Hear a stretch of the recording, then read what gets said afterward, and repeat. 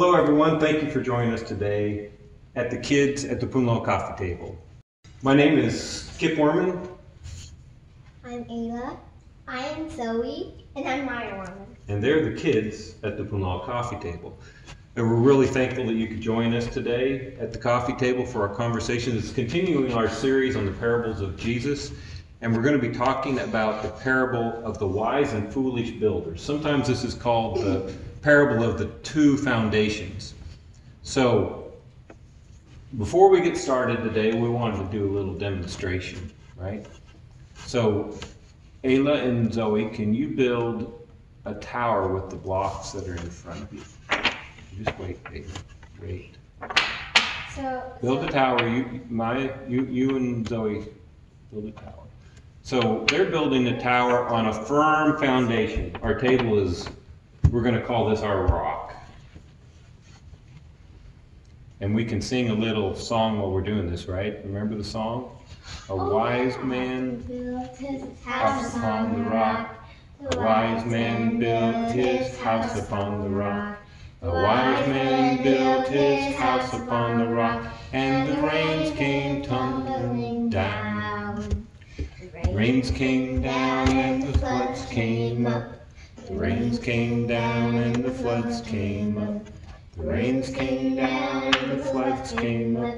But the house on the rock stood stand. And just leave them alone. So, even if we have a storm, if our tower is built on a good foundation, it can stand.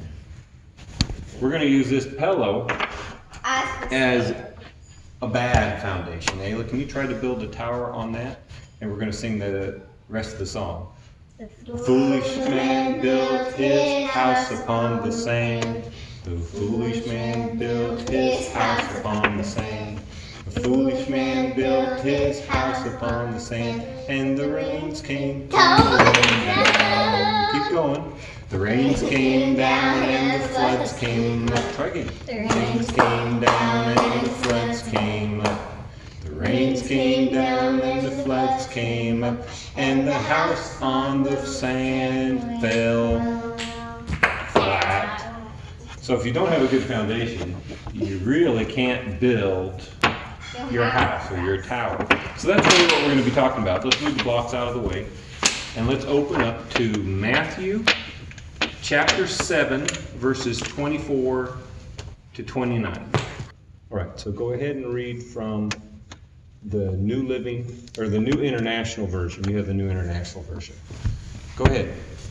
Therefore, everyone who hears the words of mine and puts them into practice is like a wise man who built his house on the rock. The rains came down, the streams rose, and the winds blew and beat against that house, yet it did not fall, because it had a foundation on the rock. But everyone who hears the words of mine and does not put them into practice, it is like a foolish man who built his house on sand. The rains came down and the streams rose and the winds blew and beat against that house, and it flew with a great crash. And it fell with a great crash. Go ahead and read all the way to verse 29. When Jesus had finished saying these things, then crowds were amazed at his teaching, because he taught as one of the one having authority, and not as their teachers of the law. Right, so they were amazed at this teaching because one, he taught like he really had the authority to say what he was saying, and Jesus' sayings and teachings were so powerful because people could understand this. So I want to start by introducing two words to you that we read in this parable. One is wise and one is foolish. Do you guys know what wise means? It means to do what's right. What do you guys think? Go ahead. It means to do things. You know what? I forgot. Zoe, what do you think? To do things that's good. That's really close. I think you can think of it like a good decision is a wise decision.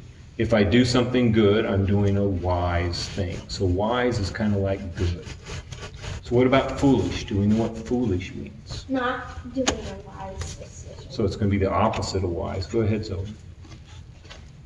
It's what she said, but also if you do a not wise decision. That's right. So it's kind of like if wise is making a good decision, then foolish is like making a bad decision. A foolish decision is a bad decision. In the case of our story, a good foundation is something that's solid, that holds us up. A bad foundation or a foolish foundation is something like that pillow was. It's not stable. We can't stand on it. So our lives should be built on something solid, like the rock. And the Like rock this is table, like the floor. right. And in our story, the rock is Jesus. And Jesus was just finishing a whole bunch of teaching when he told this story. It's kind of like being in church all day, and he taught a whole bunch of things. And right before he said this, it's like, if you put the things that I've told you into practice, if you can do the things that I'm telling you to do, then you're the wise man, right? And you've built on that solid foundation of Jesus's words. And that's good. That's good. But if you don't hear what he's telling you, and you don't do what he says you should do, then you're like the foolish man, because you didn't build your life on God. Jesus. Jesus. So,